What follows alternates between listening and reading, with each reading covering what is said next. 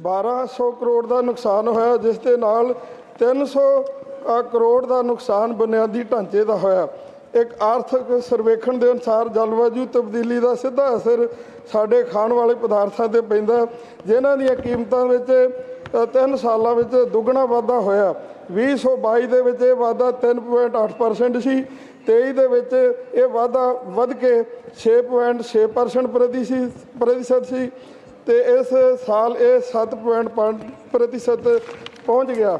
ਸੋ ਇੱਕ ਰਿਸਰਚ ਅਨੁਸਾਰ ਇਹ ਸਾਰੇ ਖਾਦ ਪਦਾਰਥਾਂ ਅਨੁਸਾਰ ਜਲ ਪ੍ਰਵਾਜੂ ਕਾਰਨ ਹੋਏ ਵਾਧਾ, ਜਿਸ ਕਾਰਨ ਗਰਮ ਹਵਾਵਾਂ ਦੇ ਫਸਲਾਂ ਦੇ ਝਾੜ ਘਟੇ ਆ। ਸੋ ਸਾਡੀ ਚੇਅਰਮੈਨ ਸਾਹਿਬ ਆਪ ਨੂੰ ਬੇਨਤੀ ਹੈ। Thank you. Honorable members, I have to inform that the following members have been nominated to the existing panel of vice chairpersons: Shri Ghanshyam Tiwari, Shrimati Priyanka Chaturvedi. Question hour.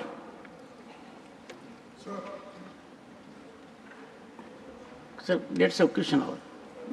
Please, sir. I'm thankful to you. Sir, for question hour, let's go. Question और से पहले मैं 0 our question बीच बोल रहा हूँ और आपका permission सर्वोपरि रहता है. All rules can be smashed. You can keep. You are supreme, sir. Sir, I have to decide a point of order exactly saying the same thing. Pardon, sir? So beholden to you. No, just 1 Point of minute. order raised yesterday I will not speak. is virtually determined by you, sir. No, I With was. your huge experience. I am not well. That's why I am seeking your permission. Sir, do it while sitting, please. Not. No, please, sir, please. No, I will. ऐसा ठहरे तो ही मेरे को Sir, what do you जोश want to say, sir? Please. Sir Honorable एक ही minute लूंगा आपका, Sir, क्योंकि ये it is with respect to what? It is with respect to what, sir? Respect to what, sir?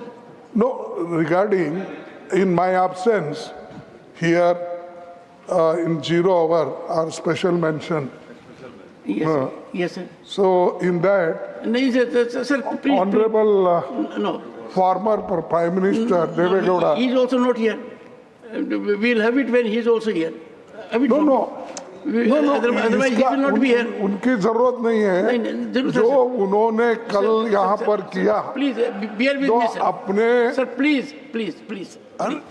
There is a mechanism, sir. There is मैं a कब बोलूं फिर? Sir, नहीं, हमारे लेटर भी दिए हैं we'll meet in the आपको, chamber. वो एक्सपेंज करने के लिए Sir, अपने बेटे की sir, तारीफ sir, करते sir, हुए sir, उन्होंने sir, Congress nothing party will के go on सरकार record. को कंडम किया. Sir, nothing will go on क्या record, है? sir.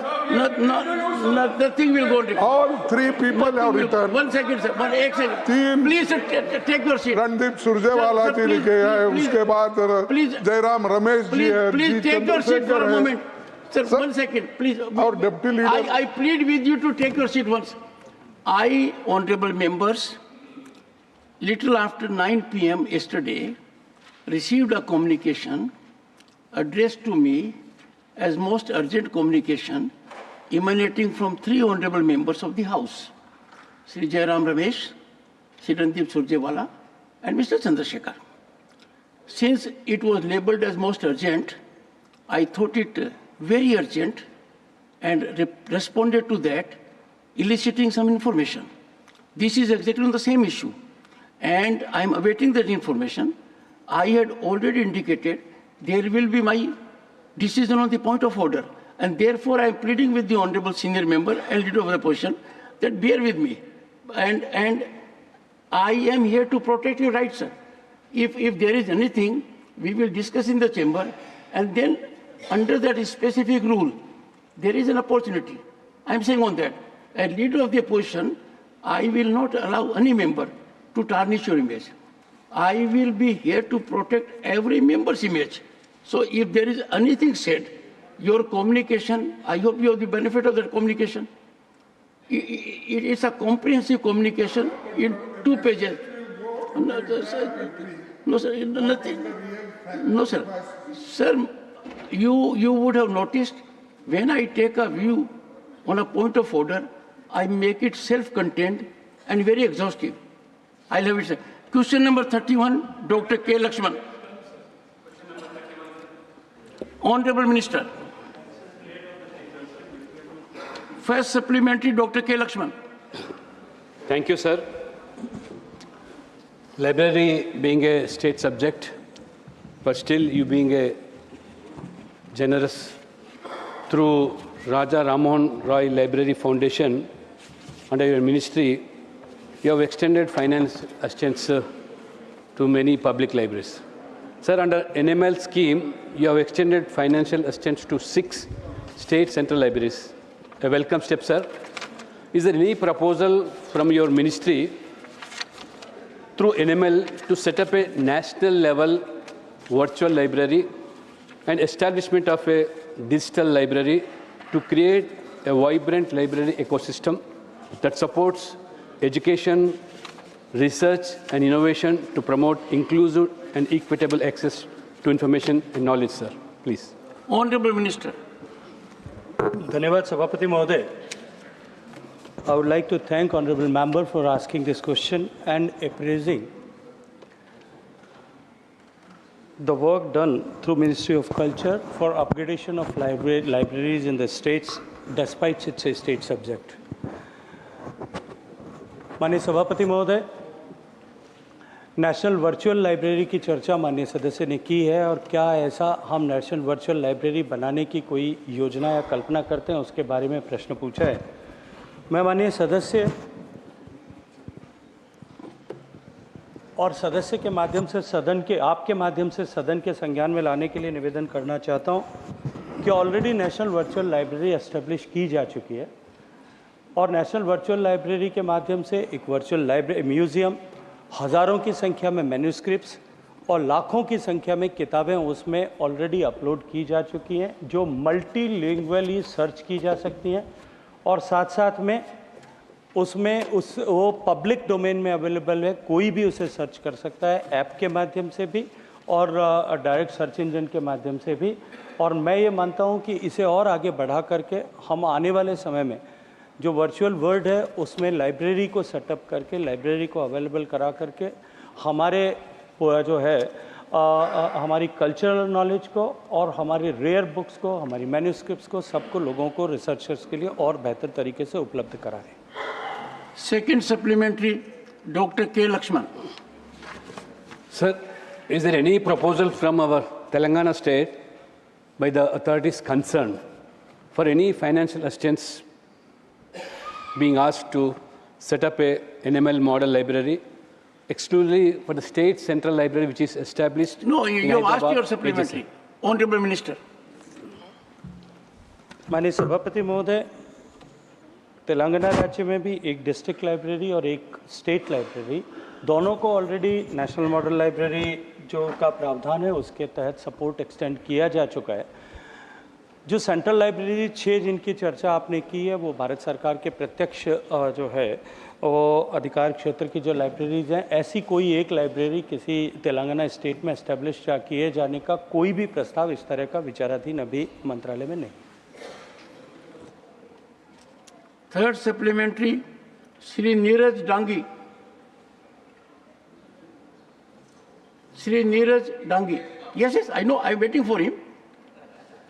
I will have patience for the honorable member. We are from the same state. You are also from that state. Sir, Pramod thank you. Tiwari ji is also from that state. You are a chairman of this house, not from the Sir, Digvijay ji, being chairman doesn't change my state.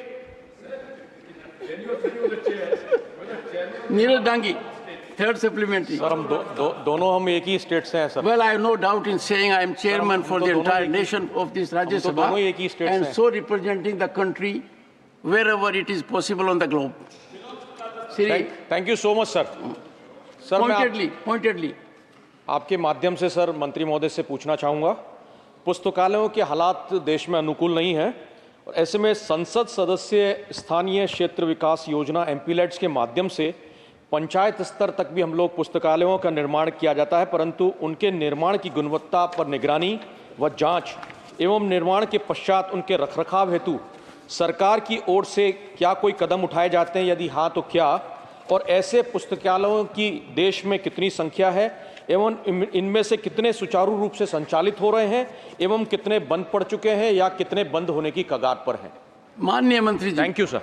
सभापति महोदय, मैं आपका संरक्षण चाहता हूं। माननीय सदस्य ने प्रश्न किया है, यदि मैं ठीक से समझ पाया हूं तो, कि संसद सदस्य सांसद निधि से जो पुस्तकालयों का पंचायत में निर्माण करते हैं उनका रखरखाव करना, जैसा अभी माननीय सदस्य ने अपनी प्रारंभिक वक्तव्य में कहा था कि library is a state subject as per the 7th schedule of the constitution, लेकिन वो राज्य का विषय है। और संसद सदस्य अगर सांसद निधि से किसी लाइब्रेरी का निर्माण करता है, उसका रखरखाव और अपकीप करना, मुझे लगता है कि वो न तो प्रत्यक्षतः हमारे क्षेत्राधिकार में न हमसे जुड़ा विषय है। इस विषय को मुझे लगता है कि संबंधित विभाग से अपने जिले में, अपने प्रदेश में माननीय सदस्य इसका उत्तर चाहेंगे तो ज़्यादा बेहतर तरीके से दिया जाए। Shri Kartikeya Sharma. Thank you, Chairman, sir.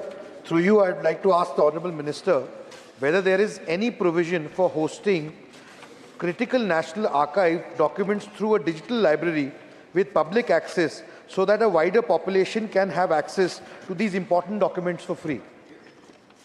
Honourable minister. अपने मूल प्रश्न के उत्तर में भी निवेदन किया कि हमने नेशनल वर्चुअल लाइब्रेरी एस्टेब्लिश की है और धीरे धीरे उसमें जो है अवेलेबल बुक्स की संख्या को धीरे धीरे डिजिटलाइजेशन के साथ में वृद्धि करने के लिए हम काम कर रहे हैं। आने वाले समय में जितनी लाइब्रेरीज हैं, इन सब पे और अधिक इस गति के साथ में काम किया जा सके। और मैं तो राज्यों से भी इस बात के लिए सहयोग चाहता हूँ कि राज्य भी नेशनल वर्चुअल लाइब्रेरी में डिजिटाइज्ड फॉर्मेट में बुक्स को अवेलेबल कराने की हमारी जो अम्ब्रेला है उसके साथ में जुड़ करके अधिकतम संख्या में ऐसी किताबों और डॉक्यूमेंट्स को उसके साथ में जोड़ेंगे तो निश्चित ही लोगों को इसके माध्यम से और अधिक जो है लाभ हो सकेगा। श्रीमती फूलो देवी नेताम। अध्यक्ष महोदय, मैं आपके माध्यम से मंत्री जी से जानना चाहूँगी कि केंद्रीय पुस्तकालय में लाइब्रेरी के कितने पद रिक्त हैं तथा अनुसूचित जाति व जनजाति का कितना बैकलॉग है, कितना बैकलॉग को शीघ्र भरने की क्या कार्य योजना है?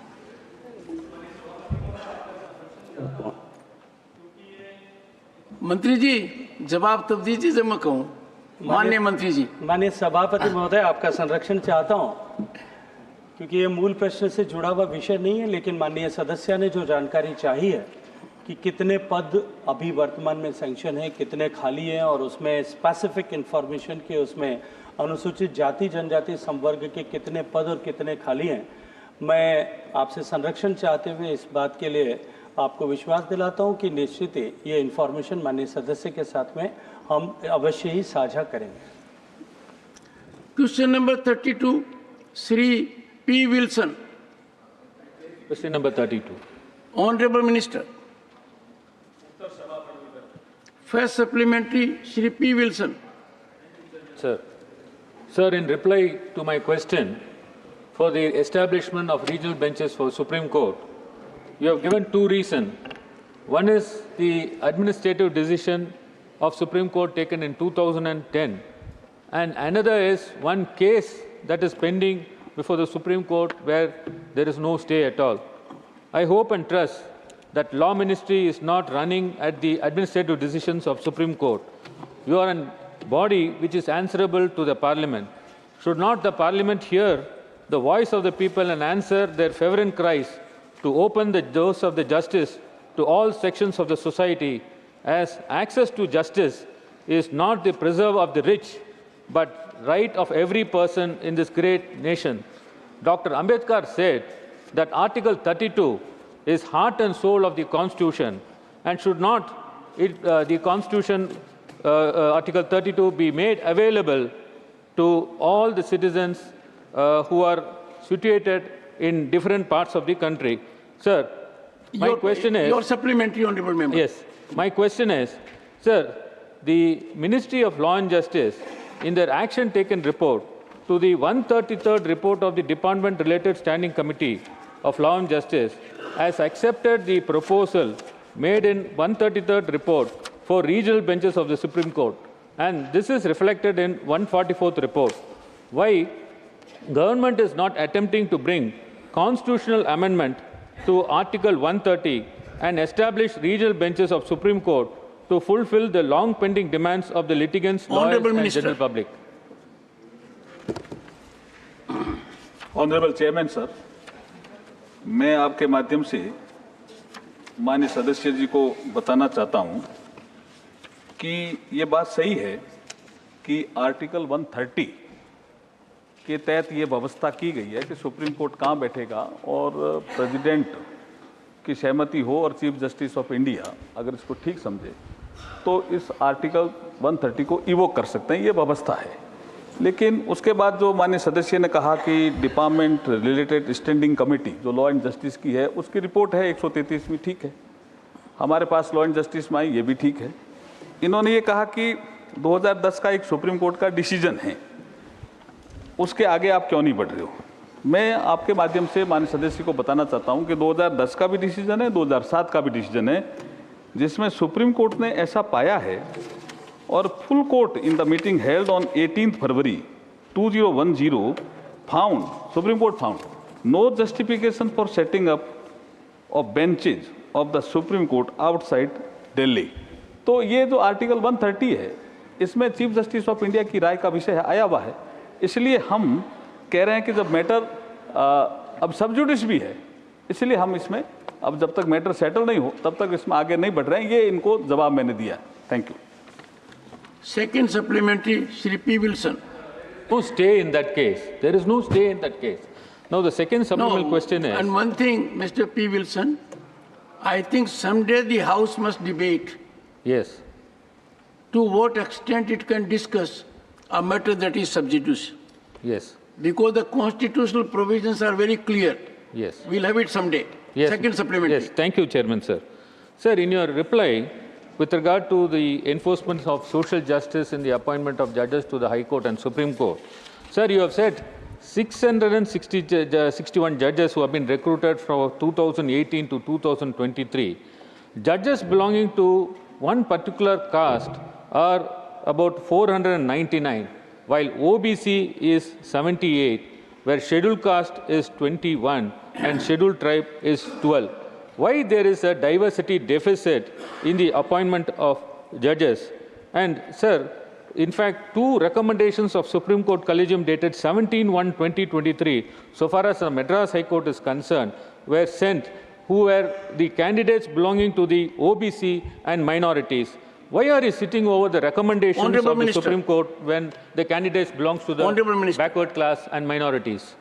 चेयरमैन सर, मैं आपके माध्यम से ऑनरेबल जो माननीय सदस्य उनको बताना चाहता हूं कि अपॉइंटमेंट ऑफ जजेज of the supreme court and high courts is made under Article 124, 217 and 224 of the Constitution of India, which do not provide for reservations for any caste or class of persons.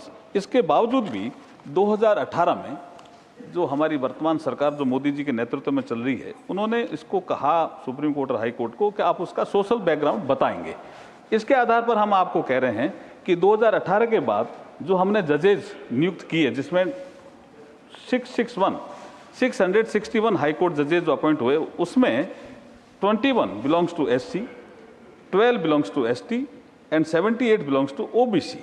तो ये categorisation 2018 के बाद शुरू हुआ है। इसके आधार पर फिर भी हम जब भी जो हाई कोर्ट के जब नाम भेजते हैं तब हम उनको लेटर लिखते हैं कि आप माइनॉरिटी, एससी, एसटी, वुमन के नाम ज़्यादा से ज़्यादा भेजो, और अब इस दिशा में तेजी से हम आगे बढ़ रहे हैं। Shri Pramod Tiwari, there is a mechanism you can ask, take recourse to rules. Shri Pramod Tiwari, third supplementary. Sir, मैं आपके माध्यम से न्याय मंत्री जी से जानना चाहता हूं कि दो सवाल जुड़े हुए हैं आपस में। क्या कभी जब सर्किट बेंच या जो रीजनल बेंच की बात हो रही सुप्रीम कोर्ट की होगा, तो इस देश के जो सबसे पुराना हाई कोर्ट में से एक है, इलाहाबाद हाई कोर्ट को दिमाग में रखेंगे, विचार करेंगे कि वहाँ सर्किट बेंच बने, रीजनल बेंच बने, एक चीज़।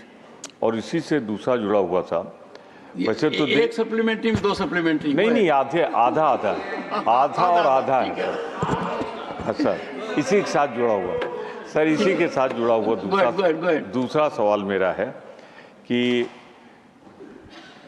एक प्रस्ताव था कि हाई कोर्ट, मेरे ख्याल से आपके संज्ञान में भी होगा, कि जजेस के रिटायरमेंट की एज बढ़ा दी जाए 62, 65 और सुप्रीम। ये सुर्खियों वाली सप्लीमेंट्री हो गई। तो क्या 62 से 65 और 65 से 70 करने पर विचार करेंगे वेतन और भत्ते के बढ़ाने के साथ? ये सेकंड एब्सोल्युटली पूरे देश में पढ़ा जाएगा ये। धन्यवाद माननीय मंत्री जी। Thank you sir. Chairman sir, रोचक प्रश्न है। रोचक भी है और कोई सीधा इससे जुड़ा हुआ नहीं है। नहीं, फिर भी प्रमोद तिवारी जी का कोई प्रश्न टेढ़ा जरूर होगा। हाँ, टेढ़ा भी है, रोचक लगे कैसा ही चाहिए। मैं इनको बताना चाहता हूं कि इलाहाबाद हाई कोर्ट जो सबसे पुराना हाई कोर्ट है, इसमें कोई शक नहीं है, प्रमोद तिवारी जी अच्छा जानते हैं, हम भी जानते हैं। एक हमारे मेरठ में और आगरा में उसकी पीठ स्थापित हो, ये विषय लंबे समय से चल भी रहा है। तो हमने ई कोर्ट प्रोजेक्ट 3 उसके माध्यम से हम एक ऐसा प्रयास कर रहे हैं, और हम हाई कोर्ट इलाहाबाद के चीफ जस्टिस को भी पत्र लिख के कहा है कि वीडियो कॉन्फ्रेंसिंग के माध्यम से कुछ सुनवाई मेरठ से की जा सकती है, आगरा से की जा सकती है। उसका जवाब अभी आया नहीं है, मुझे लगता है पॉजिटिव जवाब आने की संभावना है। दूसरा जो बहुत रोचक कहा है, उसका अभी कोई रोचक भी है, महत्वपूर्ण भी है, वो अभी विचाराधीन नहीं है सर। तो क्या इस पर विचार करेंगे? प्रश्न ये था सर। प्रमोद जी का प्रश्न था, क्या आप इस पर विचार करेंगे? सर अभी विचाराधीन तो उससे पहले जरूरी है कि क्या आपको अधिकार है विचार करने का? सर अभी विचाराधीन नहीं है, बस इतना ही कह सकता हूं।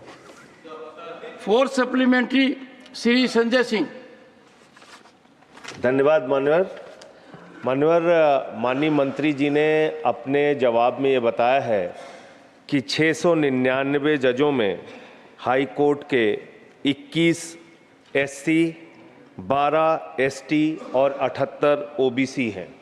तो मैं माननीय मंत्री जी से पूछना चाहता हूं कि जब आप सभी क्षेत्रों में आरक्षण की व्यवस्था लागू कर रहे हैं, तो क्या जुडिशरी में भी आरक्षण की व्यवस्था लागू करने की कोई योजना है? माननीय मंत्री जी। सर ये विषय मैं आपके माध्यम से माननीय सदस्य जी को बताना चाहता हूं कि कॉन्स्टिट्यूएंट असेंबली में भी इस पर चर्चा हुई थी, और वहां तय हुआ था कि भाई इसमें रिजर्वेशन मत रखो। संविधान में भी ये व्यवस्था थी, लेकिन उसके बावजूद भी जैसे मैंने कहा 2018 में ये विषय जब ध्यान में आया सरकार के, नरेंद्र मोदी जी की नेतृत्व में जो सरकार चल रही है उनको, तो हमने कहा ये सोशल बैकग्राउंड जिसमें मार्जिनलाइज सोसाइटी के भी लोग हो सकते हैं, SC, ST, OBC, minority, women, इनके जजेज भी हाई कोर्ट और सुप्रीम कोर्ट में हो। इस दिशा में हम तेजी से आगे बढ़े हैं, और इसका आपको विजिबल भी नजर आ रहे हैं नंबर भी अलग अलग हाई कोर्ट्स में। 5th supplementary Shri Ajit Kumar Bhuyan. Sir, northeastern region consists of 8 states. The Guwahati High Court functions for the 4 states of Arunachal Pradesh, Assam, Mizoram and Nagaland. Northeastern region far away from the Supreme Court of India, which is located in Delhi, New Delhi. So my question is whether the government is planning to establish a Supreme Court bench in Guwahati for entire northeastern region. Honorable Minister. Sir मैं जैसे आपके माध्यम से पहले जो जवाब दिया वही विषय है कि सुप्रीम कोर्ट ने इसको 2 बार 2007 में 2010 में इस पे फुल कोर्ट बेंच भी बैठी, और अभी मैटर सब जुडिस है।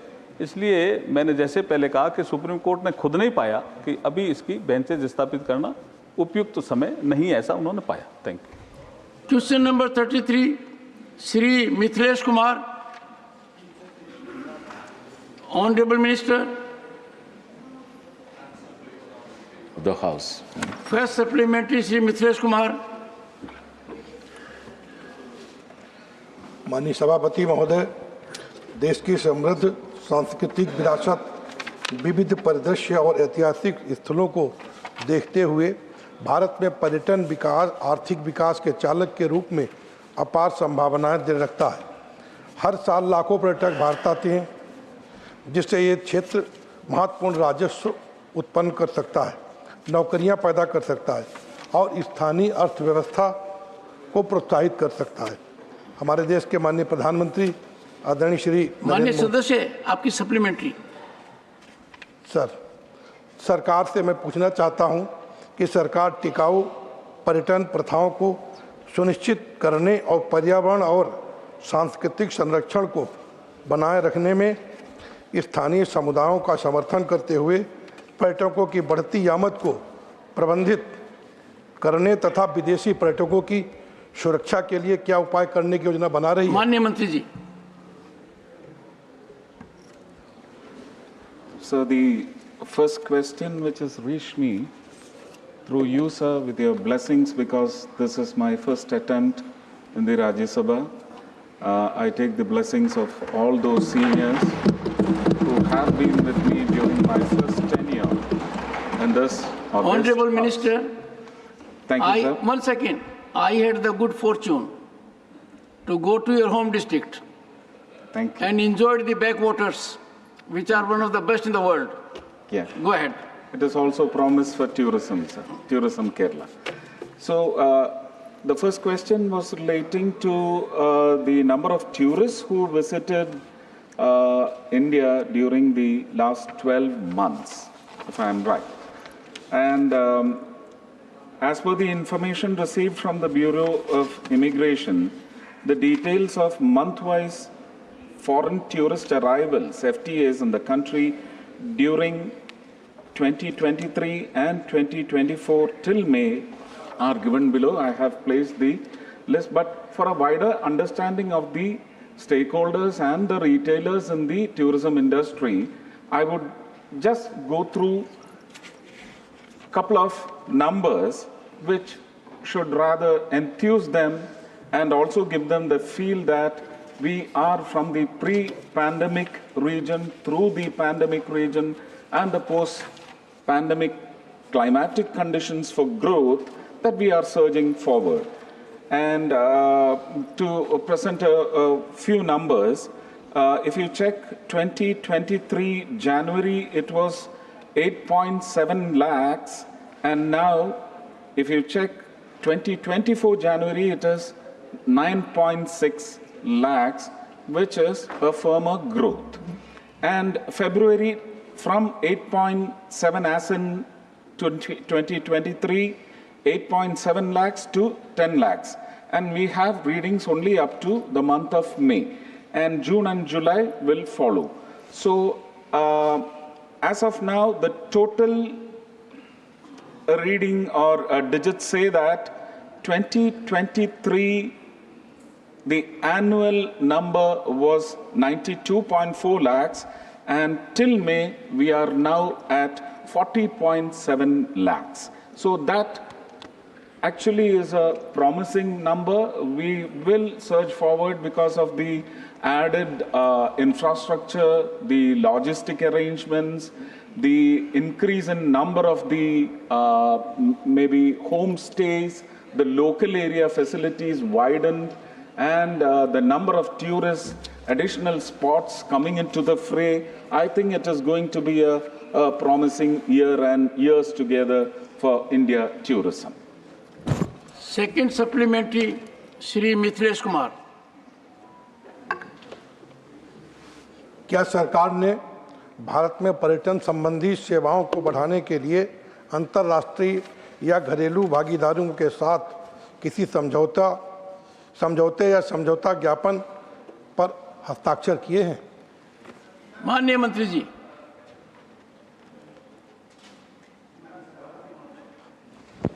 माननीय सदस्य ने जो पहला प्रश्न पूछा था, क्योंकि मेरे माननीय राज्य मंत्री जी ने उसका जवाब देने का प्रयास किया, लेकिन कुछ विषय जो उसमें छूट गए उनकी चर्चा करते हुए मैं माननीय सदस्य के प्रश्न का उत्तर देना चाहता हूं। इनका मूल प्रश्न जो था, पहला सप्लीमेंट्री जो था, उसमें आपने पूछना चाहा था कि क्या पर्यटकों की सुरक्षा को लेकर के, पर्यटकों के नंबर्स बढ़ाने को लेकर के, उनको हम देश की संस्कृति का दर्शन करा सकें, उसको लेकर के सरकार क्या, भारत सरकार क्या प्रयास करती है। मैं माननीय सदस्य के और माननीय सदन की जानकारी के लिए आपके माध्यम से निवेदन करना चाहता हूं कि टूरिज्म हमारे संविधान की व्यवस्था के अनुरूप राज्य का विषय है और प्राइमरीली राज्य सरकारें ही इन सब विषयों पर जो है अपने क्षेत्र में टूरिज्म को बढ़ाने के लिए काम करती है। टूरिस्ट की सुरक्षा भी मूलतः राज्यों का विषय है, लेकिन निश्चित ही भारत सरकार इस विषय में अत्यंत सावधानी के साथ में भारत आने वाले टूरिस्ट को जो है सुरक्षित माहौल मिल सके, वो एक्सपीरियंस कर सके, इस विषय पर काम करती हैं। जहाँ तक इंटरनेशनल टूरिस्ट को भारत में बुलाने के लिए किसी संस्थाओं के साथ में इस तरह का मेमोरेंडम ऑफ अंडरस्टैंडिंग करने का विषय है, भारत सरकार ने ये करने के बजाय हमारा अनेक देशों के साथ में बायलैटरल एग्रीमेंट्स हैं जिसमें हम एक दूसरे देश में जो है टूरिस्ट के नंबर्स को बढ़े उसके लिए प्रयास करते हैं और निरंतर भारत सरकार डिफरेंट मॉड्यूल्स के साथ में नंबर ऑफ टूरिस्ट बढ़ाने के लिए काम करती है। Third supplementary Shri Digvijaya Singh sir, I was calling sir, calling sir, I am calling your name sir. Third supplementary. बहुत बहुत धन्यवाद माननीय चेयरमैन सर। सर, माननीय मंत्री से पूछना चाहता हूं, कल यूएस स्टेट डिपार्टमेंट ने अपने ट्रैवल एडवाइजरी अपडेट की है और उसमें ये कहा है कि कुछ भारत के क्षेत्रों में जम्मू कश्मीर, इंडो पाक बॉर्डर, मणिपुर और parts of central and eastern India में लेवल 4 इशू किया गया है क्योंकि वहाँ अपराध, टेररिज्म और वायलेंस में वृद्धि हुई है। क्या इससे एडवाइजरी रिलीज की है क्या? माननीय मंत्री जी। सभापति महोदय, यूएस ने ऐसी कोई एडवाइजरी रिलीज की है अभी तक मेरे संज्ञान में नहीं है, लेकिन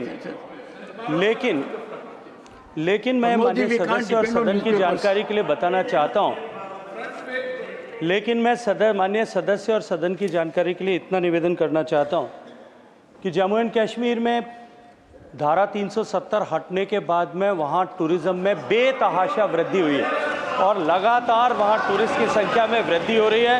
वहां जाने वाले लोग निर्भय होकर के वहां टूरिज्म का आनंद ले रहे हैं और आने वाले समय में और वहां टूरिज्म इंफ्रास्ट्रक्चर स्ट्रेंथन हो, हम निश्चित ही उस दिशा में काम कर रहे हैं। Honourable members, I had urged honorable members number of times, please don't use a newspaper report. If you, one second, you let that, Shri Digvijay Singh ji is requested, Shri Digvijay, sir, Shri, one second, nothing will go on record, sir, nothing will go. Shri Digvijay Singh ji is requested to lay the advisory to which he has made a reference on the table of the House during course of the day. Shri Tiruchi Shiva. No, you can't raise anything. No. What's wrong with Shakti Singh?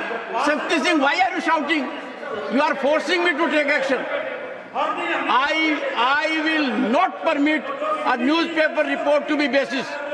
I am so sorry. Do you want me to name? Do you want to? Shri Shakti Singh Gohil, your conduct is condemnable. You are questioning the chair. Why? Please. I urge all the members. I will try to accommodate every member. But one thing I am requesting you all with folded hands. This House must have something which is credible, which you are prepared to authenticate. You read anything in newspaper, you raise the issue. Mr. Tiruchi Shiva, for supplementary. Sir, nothing will go to Sri Tiruchi Shiva. Sir, for supplementary. Thank you, Mr. Chairman, sir. Sir, would the minister be pleased to say that whether the ministry Mr. Jairam Ramesh, intends to provide any... And again sitting in the chair, one second, again sitting in the chair, talking like this, and every time I am embarrassed. I don't want to give an impression I am against a particular member. I am fair to all. Why do it? Please don't do it. I urge you, don't do it. There is a method where you can catch my attention. I have never declined you when you have acted in accordance with rules. I plead with you. Please. I know you will speak. I will urge the top leadership to please make them aware of rules. Sri Tiruchi Shiva. हाँ Mr. Chairman, sir. एक ही बात की कमी थी, वो आप दोनों ने पूरी कर दी। ऐसा मत कीजिए। Shri Tiruchi Shiva, Thank you, Mr. Chairman, sir. it's an important subject. Please, your supplementary. Would the minister be pleased to say whether the ministry intends to provide any assistance to the central agencies like Archaeological Survey of India and Post Trust of India, which do not have the required sources to develop the tourism infrastructure? It's a very important supplementary. Honorable Minister. Honorable Chairman, sir, development of tourism infrastructure doesn't fall under the purview of Archaeological Survey of India. Archaeological Survey of India only works for conservation and better keep up of the monuments. But as far as the tourism facility creation at the archaeologically important monuments or listed monuments, which are almost in 4,000 in numbers, the Ministry of Tourism with various schemes of Prashad and Swadesh Darshan, we try to increase the tourist facility center facilities, but primarily, as I have said earlier in my replying original question, that it is a subject of the state. So primarily, the state takes the initiatives and Government of India supplements their initiatives. Shrimati Ramila Ben Bechar Bhai 12, 5th supplementary. धन्यवाद माननीय अध्यक्ष श्री। मोदी सरकार ने देश में पर्यटन क्षेत्र को बढ़ावा देने के लिए पिछले वर्षों में अनेक ठोस कदम उठाए हैं। Round the clock toll free बहुभाषी हेल्पलाइन सहित अनेक सुविधा सप्लीमेंट्री। आप मंत्री जी से क्या पूछना चाहती हैं? माननीय मंत्री को धन्यवाद करते हुए आपके माध्यम से मैं प्रश्न पूछना चाहती हूँ। माननीय मंत्री श्री से जानना चाहती हूँ, हमारे देश की समृद्ध विरासत और संस्कृति प्रति जानकारी एवं दर्शन करने के लिए आपने 2 पहल शुरू की थी। भारतवासियों के लिए देखो अपना देश और विदेशियों के लिए चलो इंडिया, ये वैश्विक प्रवासियों के लिए आपने अभियान चलाया था। मैं जानना चाहती हूँ इसके अंतर्गत कितने टूरिस्ट ने लाभ लिया? धन्यवाद। माननीय मंत्री जी।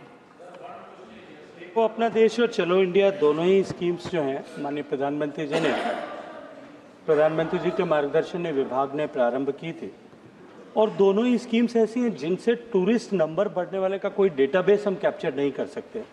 भारत में रहने वाले प्रवासी भारतीय, उनसे माननीय प्रधानमंत्री जी ने अपेक्षा की थी कि वो अपने प्रभाव का उपयोग करते हुए 5 जिस देश में रहते हैं उसके ऐसे व्यक्तियों को प्रतिवर्ष रेफर करें कि वो भारत जाकर के भारत का दर्शन करें, भारत की संस्कृति, भारत के साहित्य, भारत के समृद्ध विरासत का अध्ययन करें।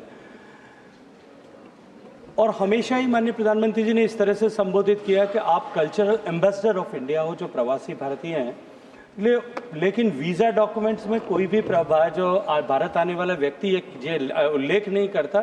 ये इसलिए इसमें एग्जैक्ट नंबर्स में बताने में असमर्थ हूँ, लेकिन निश्चित ही कोविड के बाद में जिस तरह से पूरी दुनिया में टूरिज्म एक बार कोलैप्स हो गया था, टूरिज्म सेक्टर कोलैप्स हो गया था, लेकिन वापस रिबाउंड जब टूरिज्म सेक्टर हुआ है, अगर मैं केवल एशिया पैसिफिक के दृष्टिकोण से देखूं तो भारत में दुनिया के अन्य देशों की तुलना में, एशिया पैसिफिक देशों की तुलना में, जहां 18% आज भी decline in number of the tourist of pre Covid status है, उसके कंपैरिजन में भारत में ये केवल 10% बढ़ा। और दुनिया के देशों में Bharat it is a good performer of the tourism है। ये सारे समन्वित प्रयास जो हैं भारत सरकार के, राज्यों की सरकारों के मिलकर ही भारत में टूरिज्म को बढ़ावा देने में कारगर हुए। Question number 34 Shri Niranjan Bishi. Number 34। Honourable minister. महोदय, उत्तर सभा पटल पर रखा गया। First supplementary Shri Niranjan Bishi. Thank you, Chairman, sir. I am thankful to Honorable Minister for giving detailed answer. Green India Mission comes under National Action Plan on Climate Change with the objective to safeguard the biological resources and flora and fauna of our nation in adverse climate change. Sir, in Odisha, there is a Gandhamardan Hill range covering 19,000 hectares of area with thousands of flora and fauna, animal species, plant species, herbal plants, water fountain, etc. So I would like to know from Honorable Minister that what steps have been taken by the ministry to declare Gandhamardan Hill Range as a national biodiversity heritage site. Honorable Minister. माननीय सभापति महोदय, जो मूल प्रश्न है वो उड़ीसा को कितना पैसा नेशनल ग्रीन इंडिया मिशन में दिया गया उसके संबंध में है। मैं यहाँ पर ये आपके सामने कहना चाहूँगा कि जो नेशनल जो ग्रीन मिशन का विषय है, उसका जो उद्देश्य है वो देश में फॉरेस्ट कवर को इम्प्रूव करना है। इकोसिस्टम जो है हमारे पूरे फॉरेस्ट एरिया का, उसको पूरी तरीके से व्यवस्थित करना है। उसके साथ ही साथ देश में ट्री कवर को बढ़ाने के साथ साथ ग्रीन कवर को बढ़ाने का उद्देश्य को पूरा करना है। और जो एक बड़ा विषय है एग्रो फॉरेस्ट्री और सोशल फॉरेस्ट्री, उसको बढ़ाते हुए देश की जो वेटलैंड्स हैं उनको भी संवर्धित करने का और सुरक्षित रखने के लिए पूरा मिशन चलाया जाता है। जहाँ तक उड़ीसा के उन्होंने गंधमार्दन क्षेत्र की बात करी है, वो देश का एक महत्वपूर्ण बायोस्फीयर एरिया है, देश के प्रमुख बायोस्फीयर एरिया में से है। उसके अध्ययन के लिए मंत्रालय की ओर से हमने जेडएसआई को, बीएसआई को स्पेशल कार्य और टास्क दिए हैं और उसके संरक्षण के लिए हम पूरी तरीके से प्रतिबद्ध हैं। Second supplementary, Shri Niranjan Bishi. Thank you, sir. Will the minister provide specific example of successful project under this Green India missions or initiative under the projects? Honorable Minister. माननीय सभापति महोदय, कि देश में हम लोगों ने विशेष रूप से जो हमारा जो फॉरेस्ट, जो डेंस फॉरेस्ट से या मॉडरेट फॉरेस्ट से लगातार कम हो रहे हैं, उसके लिए इस प्रोजेक्ट को हम उपयोग में लाते हैं। और जो हमारे फॉरेस्ट सर्वे ऑफ इंडिया की जो रिपोर्ट है उसमें सारी सक्सेस स्टोरी दी गई है। मैं माननीय सदस्य महोदय को उसकी प्रति उपलब्ध कराता हूँ। Third supplementary, Shri Saket Gokhale. Thank you, sir. My question to the Honorable Minister is that under the Green India mission, now in the last 10 years, India has lost over 500,000 hectares of tree cover. Also last year, the government passed amendments to the Forest Conservation Act, which made it easy for mining projects and other projects to take over forest land, which was later stayed by the Supreme Court of India. So my question is, if the Green India mission is for encouraging afforestation, why have we seen a loss of over 500,000 hectares of forest land in the last 10 years despite this mission running? Honorable Minister. माननीय सभापति महोदय, सबसे पहले मैं माननीय सदस्य से कहना चाहूँगा कि एक बार वापस गंभीरता के साथ जो फॉरेस्ट कंजर्वेशन एक्ट में अमेंडमेंट में उसका अध्ययन करें। पर्याप्त अध्ययन के बिना इस प्रकार के आरोप लगाना ये उचित नहीं है। मुझे लगता है कि उनको इसमें सुधार करना चाहिए। और जो I am there to protect your rights, Saket. You have raised the question in a pointed manner. Let the Honorable Minister reply. अध्ययन करके आते तो मैं बताता। आप बोलना ही चाहिए सर, कोई बिना अध्ययन करे बोलेगा तो सदस्य को तो कहना चाहिए। Honorable Minister. One second. Take your seat. Nothing will go on record, Saket. Saket, take your seat. Honorable Minister. Sir देखिए। Honorable Minister. सर उत्तेजना में तो वो बोलता है। One second. There are not many with your experience in House at the moment. Yes, sir. You please handhold Saket. He's a first term MP, but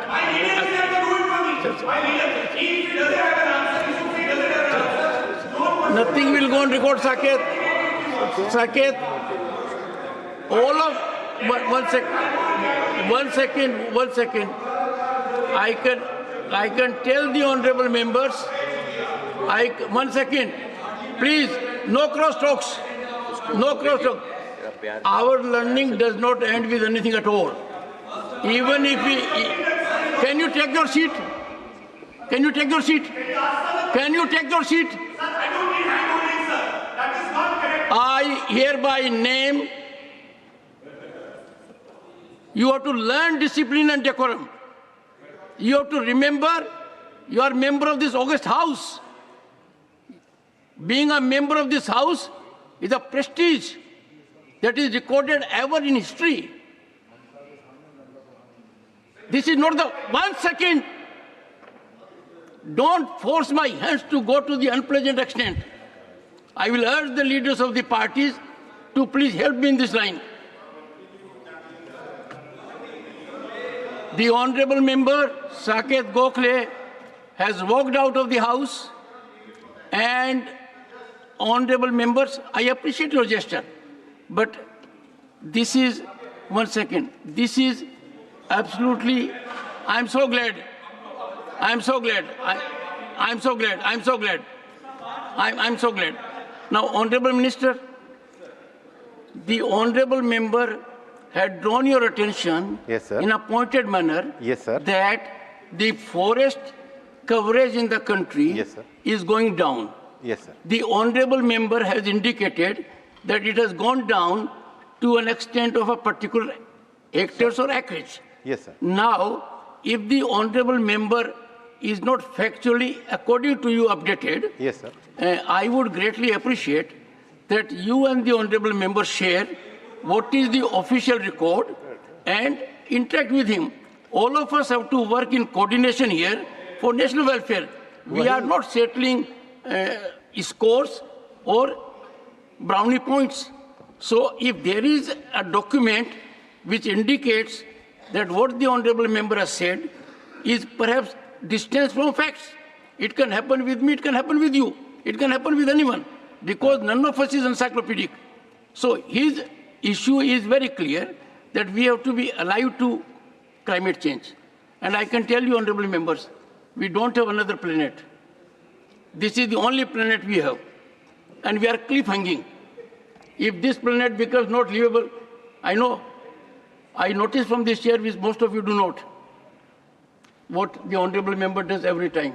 Not good, not good, not good, not good. So, honorable minister, please continue. Sir, we want better climate first here and then address climate change. Sir संक्षेप में एकदम correct जवाब है sir.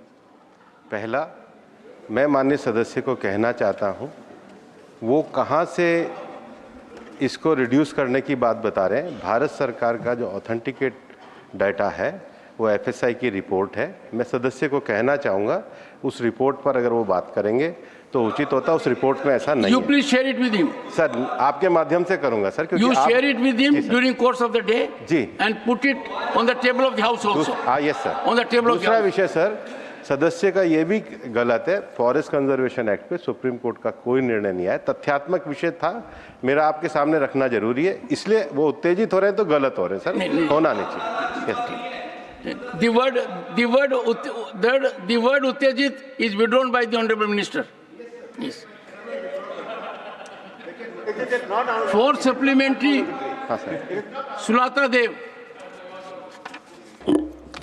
And ma'am, bring the temperature of the house down because you are in green dress. Thank you so much, sir. Chairman sir, मुझे बोलने के लिए प्रश्न पूछने के लिए मौका देने के लिए मैं आपकी आभारी हूँ। मैं आपके माध्यम से माननीय मंत्री जी से ये जानना चाहती हूँ, उड़ीसा की मयूरभंज जिले में सिमलीपाल फॉरेस्ट में एक प्रजाति जो है मिलेनिस्टिक टाइगर, जो ब्लैक एंड वाइट टाइगर है, वो रेयरेस्ट ऑफ रेयर है। वो कहीं नहीं मिलता दुनिया में, हमारे सिमलीपाल में मिलते हैं। वो प्रजाति के धरोहर को बढ़ाने के लिए और उसको अच्छे से संरक्षित करने के लिए माननीय मंत्री जी, आपके माध्यम से मैं ये जानना चाहती हूँ कि कितना पैसा और क्या क्या प्रोजेक्ट हाथ में लिया गया है, क्या क्या सुविधाएं लिया गया है कि उनको हम लोग कैसे संरक्षित करके रख सके और वो धरोहर को कैसे बढ़ाया जा सके। Thank you so much sir. जय जगन्नाथ। माननीय मंत्री जी। माननीय सभापति महोदय, ये प्रश्न जो है वो टाइगर कंजर्वेशन को लेकर के है और हमारे देश को इस बात का गर्व है कि पिछले वर्ष ही हमने 50 ईयर ऑफ टाइगर कंजर्वेशन के मनाए हैं और देश में अब हमारे पास 53 से ज़्यादा टाइगर रिजर्व है। उसमें जो सिमरीपाल जो हमारा टाइगर रिजर्व है वो एक विशिष्ट टाइगर रिजर्व है, जहाँ पर जो टाइगर की बात उन्होंने कही है वो हमारी एक विशेष प्रजाति है, उसको लेकर एनटीसीए के माध्यम से कार्य किया जा रहा है और एनटीसीए में सभी टाइगर रिजर्व्स के कंजर्वेशन के, प्रोटेक्शन के और बढ़ाने के लिए कार्य किए जाते हैं। इसके साथ ही माननीय सभापति महोदय, मुझे 1 मिनट का समय जरूर दीजिए।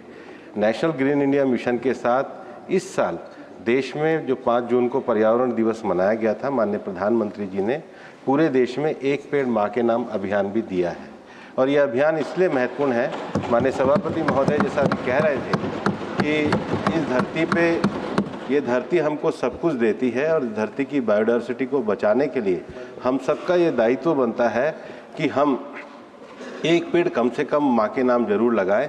हमारे मंत्रालय के द्वारा सभी सांसदों के लिए इसके संबंध में नोडल ऑफिसर भी नियुक्त किए गए हैं और अभी उनको पत्र भी भेजा जाएगा। हमारा ये भी आपसे आग्रह रहेगा कि ऐसे पेड़ जो हमारे लोकल स्पीशीज़ के होते हैं, जैसे नीम है, ढाक है, पीपल है, बहेड़ा है, आंवला है, इस प्रकार के पेड़ लगाए जाने चाहिए और ये अभियान आज पूरे देश में चल रहा है और एक पेड़ माँ के नाम अभियान में हम सब जुड़े। माननीय सभापति महोदय जी, आपके नेतृत्व में भी इसमें कोई विशेष अभियान राज्यसभा में हो तो अच्छा रहेगा। मैं माननीय मंत्री जी को बताना चाहूँगा कि मैंने सदन में सबसे आग्रह किया था कि हर माननीय सदस्य कम से कम एक साल में 200 पेड़ लगाए। मैं निश्चित मानकर चल रहा हूं कि माननीय सदस्यगण ये काम बखूबी कर रहे हैं। उसकी जानकारी सचिवालय को होगी तो हम सबकी नज़र में वो बात भी लाएंगे। चूंकि मैंने ये कहा था, निर्देश दिया था, तो मैं इसकी अनुपालना कर रहा हूं। ये मैं सदस्यों को आश्वस्त करता हूं। जहां भी देश में जाता हूं 2 पेड़ अवश्य लगाता हूं। 5th supplementary, Shri A. Rahim. Thank you, sir. Thank you for this opportunity. Sir, how much money has been allocated to each state as part of the Green India mission over the last 5 years? Sir, how much forest area has increased in each state as a result of the effective utilization of these funds? Honorable Minister. Sir, green India mission में total 17 राज्यों को 1,55,130 करोड़ दिए गए, जो annexure 1 और annexure 2 में हर state के detail annexure 1, 2 और 3 में इस प्रश्न के उत्तर के साथ दिए गए हैं और माननीय सदस्य को उपलब्ध है। Question number 35, Shri GC Chandrashekhar. Honourable minister. के पटल पे रखा गया है। First supplementary, Shri GC Chandrasekhar. So thank you, sir. Sir, my question is, sir, in Karnataka for some of state, Mike, sir. Mike.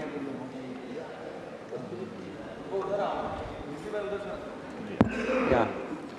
Sir, my question is, in Karnataka, for some of the famous folk arts like Yakshagana, Veeragase, Dollu Kunita, Suggi Kunita, Kamsale, Hulivesha, Chittara arts, etc., for practicing artists, is there is any access to medical care and social security subsidies or financial aid programs specifically designed to help these artists during the half seasons?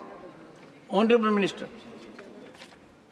माननीय सभापति महोदय, भारत सरकार का संस्कृति मंत्रालय इस तरह की कोई योजना की इस तरह के फनकारों को, इस तरह के कलाकारों को, इस तरह के कलमकारों को ऑफ सीजन्स में कोई सुविधा प्रदान करें, इस तरह की कोई योजना संचालित नहीं करता।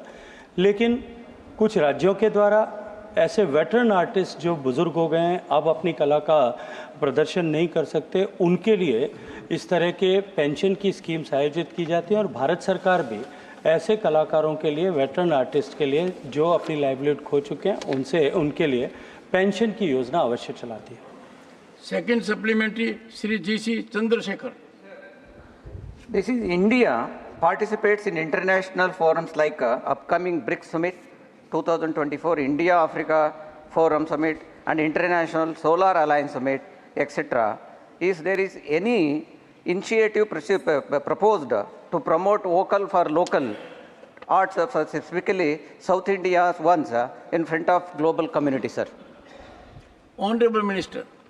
माननीय सभापति महोदय, मैं सदन और सदस्य के संज्ञान में लाने के लिए निवेदन करना चाहता हूं कि भारत सरकार इस तरह के अनेक कल्चरल फेस्टिवल्स अनेक देशों में आयोजित कर वहां भारत के फनकारों, भारत के कलाकारों की कला का प्रदर्शन, भारत की संस्कृति का प्रदर्शन हो सके, इसके लिए निरंतर कार्य करती है।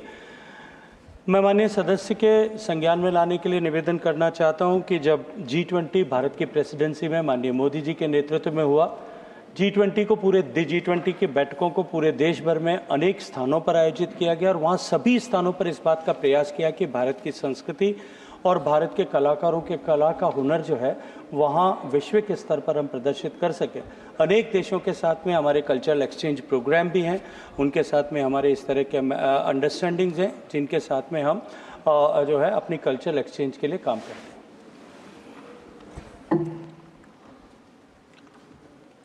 Shri Jawar Sarkar, third supplementary.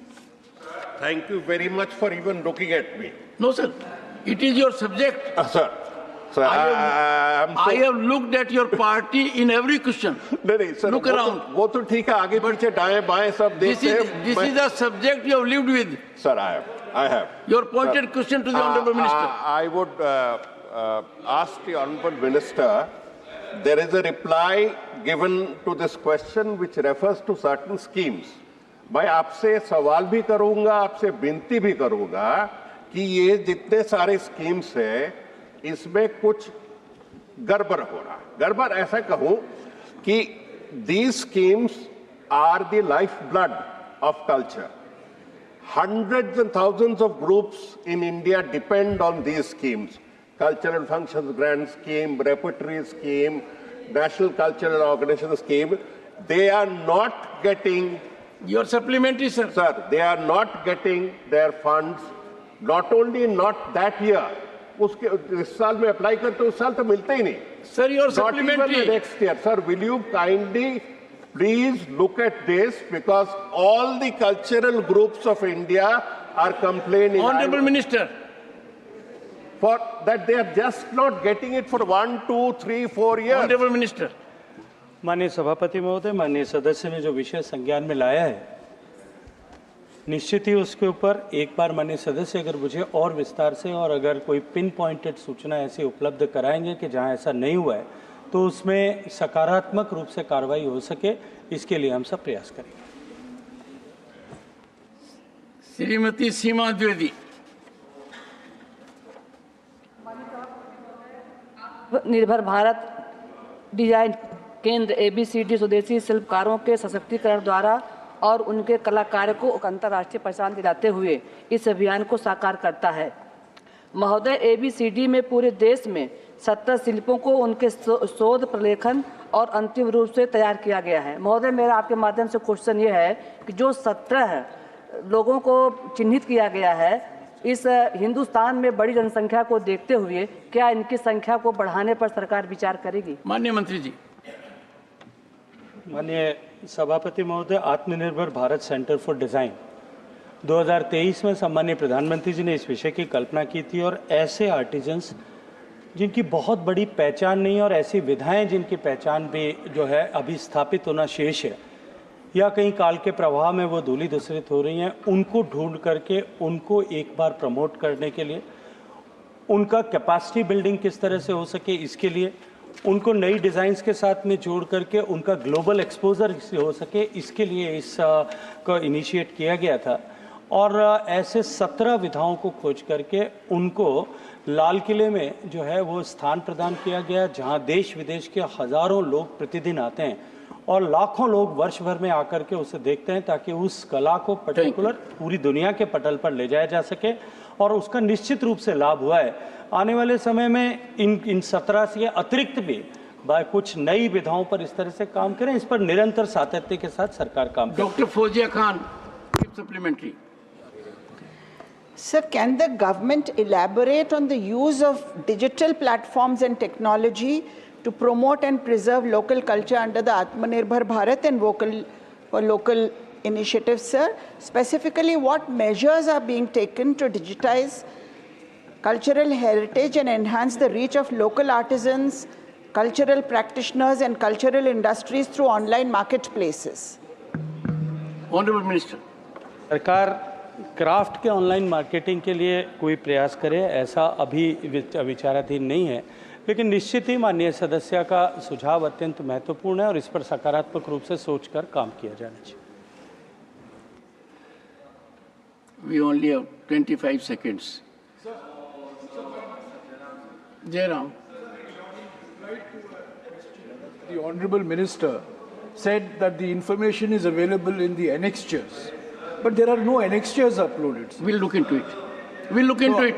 I mean, I would request you, it was an important supplementary. Quite appreciate. So We'll it's look not here. So, at the most, all I can say is we'll look into it. Question hour is over. Further general discussion on the Union Budget 2024-25 and the Budget of Union Territory of Jammu and Kashmir 2024-25. On the 24th July 2024, Srimati Sagarika Ghosh had concluded her speech while participating in the discussion. I now call upon members whose names have been received for participation and discussion. Shri Randeep Surjewala.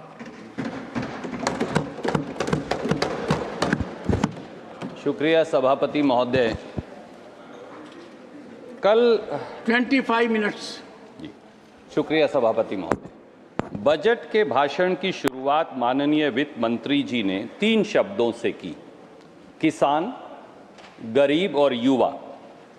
तो पूरे देश को हमारे समेत एक उम्मीद जगी, पर चंद मिनटों बाद ही पता चला कि ये बजट तो कुर्सी बचाओ, सहयोगी दल पटाओ और हार का बदला लेते जाओ बजट। सभापति जी, पर क्या इस सरकार